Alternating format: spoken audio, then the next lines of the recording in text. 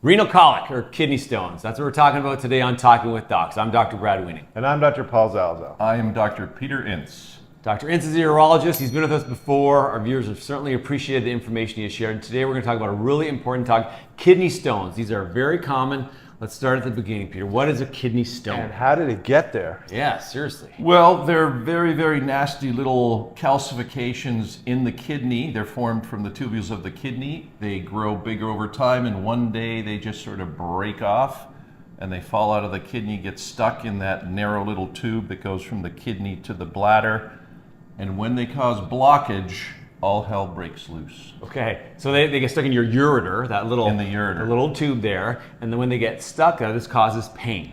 Pain. So this is why people are coming to, do they go to their family doctor? Are they going Oh, right to no. the ER? Oh, they're going to the ER. Normally, I mean, let's put it this way. I've had women who were delivering babies in the middle of labor, and they had a kidney stone, Okay. and they said, I don't care about the baby, just get rid of this stone, because that's how Come bad they on. are. Worse Really? than childbirth. Really? And this is coming from women, so they know what they're talking about. Usually they're- do. They're good at pain. Okay, so they have severe pain, so they come to the emergency room, and where is the pain located? Where are they feeling this? Well, the pain is caused by obstruction. Okay. So that's the important thing to know. Even though the kidney stone might be moving down, the urine can't get out, so it backs up into the kidney. So your kidney stone can be anywhere along the path of that tube going down to the bladder, but mostly the pain will be felt in the back, even though the kidney stone can be lower or anywhere down towards the bladder. Okay, so the location of the pain does not correlate with the location of the stone, No. but the pain is severe. Not always, but yes, it's to the degree of obstruction. So if you have a stone that sort of is just scratching on the way out and the urine can flow around it, you don't get a lot of pain. You might get a bit of blood in the urine. And then the other thing, as it gets stuck, the narrowest spot is right near the bladder. Right. And you might present with just a lot of urgency, frequency. You got to go to the bathroom all the time, and you go and you still feel irritated. Okay. So, but most of the time, it's pain. All right, so basically the most common presenting symptom would be pain. Yes. Can we just jump to quickly risk factor? Who's at risk for getting kidney stones or renal colic? Well, basically everyone is at risk. About 1 in 10 people will get them. Mm-hmm. And if you get one, you're going to have another one probably within 10 years unless you do a lot of modifications. But That sounds like a curse you just put on us. yeah, or if someone in your family, if there's a family history, that also increases your risk. Okay. And then what about, I've heard of people getting it when they go on like high protein diets, or if you're dehydrated, anything like that can predispose you? Yeah, and kidney stones are a bit more complicated than people think. Everyone says, well, just drink more water, or just cut out spinach, or don't drink milk. But it's actually a much more complex topic. If there's one thing you can do to help prevent them, it would be to keep yourself well hydrated, because stones are made when all the waste products of your kidneys are diluted in water. And if there's not enough water, then it'll precipitate out, form these crystals, which form stones and pain. Okay, hydrate, drink a lot of water. Yeah. Fair enough. All right, so we talked about the most common presenting symptom, which would be a lot of pain. And sorry, about the pain in the flank, it's usually in the back, like the lower back, and radius to the groin. Right here potentially? can radiate down towards the groin. Okay. Okay, so you've got the pain, you go to the emergency room. What's going to happen to you when you get to the emergency room as a workup for kidney stones? Well, most of the time the nurses will recognize it right away, because you're the one who's screaming in the waiting room. Okay. And writhing around, because with kidney stones, there is usually no comfortable position. So that's a good way of telling if it's a kidney stone. If the patient says, oh, it hurts when I bend over, but then it's better in this position, probably not a kidney stone. Yeah. But when that stone is stuck, it doesn't matter what position you're in, it's going to hurt. So these people are restless. Oh, well, they're I'd say more writhing. Okay. Okay. Writhing in pain. Okay.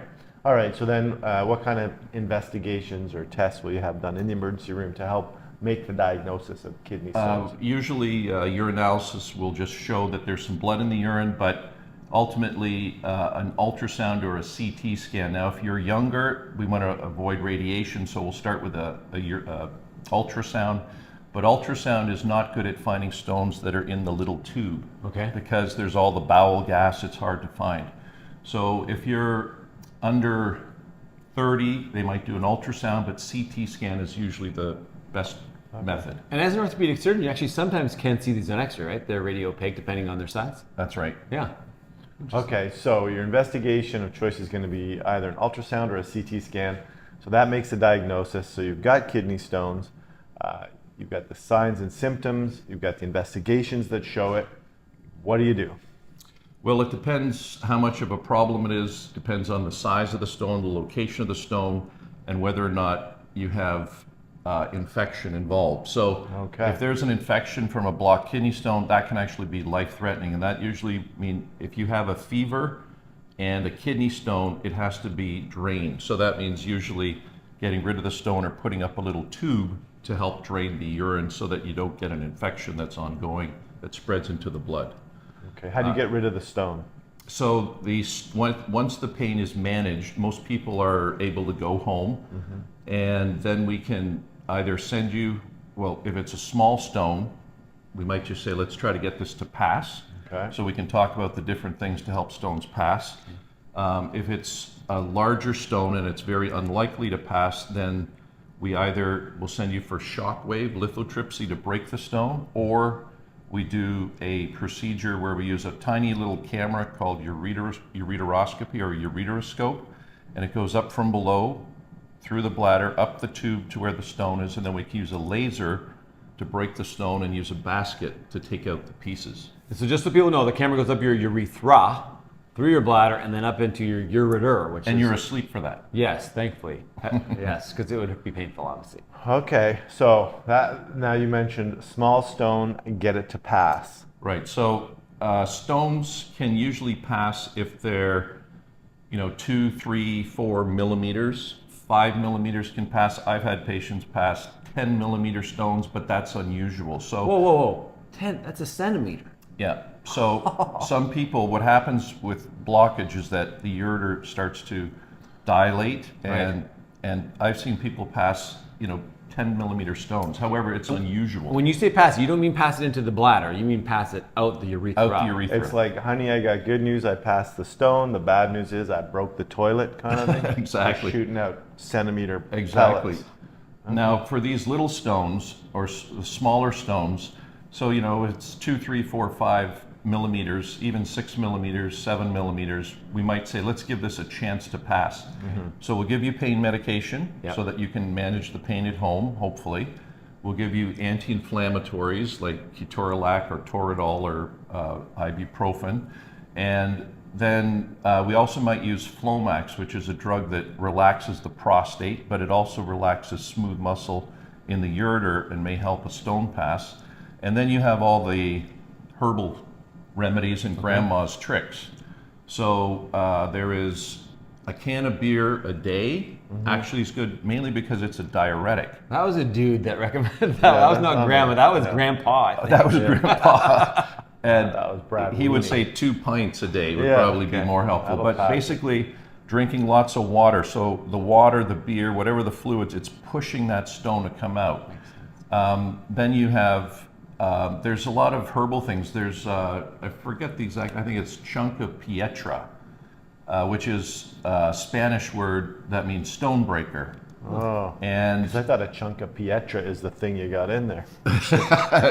it's actually the stone breaker, Okay. but people swear by it. But Okay. because it's a natural herbal thing, nobody's going to invest money into Right. studying Studying it. it. So we don't know if it's coincidental, but a lot of people swear by it. Okay. That sounds like it would hurt to pass the stone. Is that accurate? It hurts as it's coming out. Now, once it's in the bladder, you have to remember the urethra is 10 times bigger Right. than the ureters. Okay, so that's if it good. gets into the bladder, it's going to come out. Yeah. Do you get people to pan for stones, essentially peeing through a grate of some sort so that they catch it so you can confirm that they passed it, or not necessarily? It is helpful. So if you pee into a jar and then pour that through a coffee filter, even you might see little grains of sand. Sometimes the stones will break up. So it's not always if it's like a 7 millimeter stone, you might not see a 7 millimeter chunk come out. might be little grains of sand over time. Honey, the coffee tastes off this This morning. is why Paul doesn't drink coffee, I think. That's it.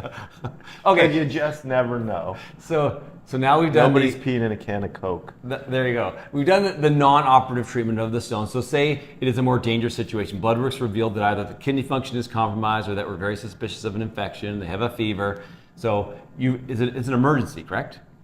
Relatively If speaking. there's a fever or if there's an elevated white count, then it's an emergency. Because stones have potential to do irreversible damage to kidney function. Is that correct? Well, if it's long-standing, so if you have a stone that causes blockage and pain, and it's large, some people, the pain does eventually go away, Right. but the stone doesn't. And some people can get irreversible damage if the kidneys remains blocked. For Now, weeks, right? it can take weeks or even months Yeah. before there's irreversible damage. Okay, so that's the idea. You want to get this treated then in a timely fashion so you don't end up in the situation where you get infected or you get this irreversible damage. Now you mentioned lithotripsy. So that's basically ultrasound frequency waves. Well, it's actually focused- just a shock wave. And it's a special spark plug with a parabolic mirror that focuses the shock waves through your body. So you go in a machine, lay down with a rubber tube pushing against your side where the kidney is. Okay. And then the shock waves are focused through the skin to land on the stone. And it's important to remember that this can only be used for stones that are visible on X-ray, a plain X-ray, not an ultrasound, Right. Okay. not a CT scan. It has to be seen on an X-ray. So you can aim the beam. So you can aim the beam. So a lot of people will say, hey, why can't you just shock this? But if we cannot see it on an X-ray, it can't be treated with shock waves. Okay. Cool. And then you can't get it shocked, so you're going to pass it, shock it, or you're going to go in with the scope and get it out. And laser it, yeah. So that's a procedure when you're asleep. And it's the benefit of that is that we can break the stone up with the laser into many, many little pieces. So the success rate is better than the shock waves. So the shock waves, if it's a really hard stone, may not work, or worse, it breaks the stone into 2 or 3 pieces, which then each have to individually pass. Okay. And then you go through the same pain 3 or 4 times. Right. Thanks so- for your help, Doc. Yeah, exactly. Okay. So basically, to summarize, a renal colic is a kidney stone that is obstructing your ureter and flow of urine backs up into the kidney. Very painful, but in the absence of fever or infection, we can sort of let it pass. It's not as emergent, even though you feel like it's an emergency because you're in so much pain.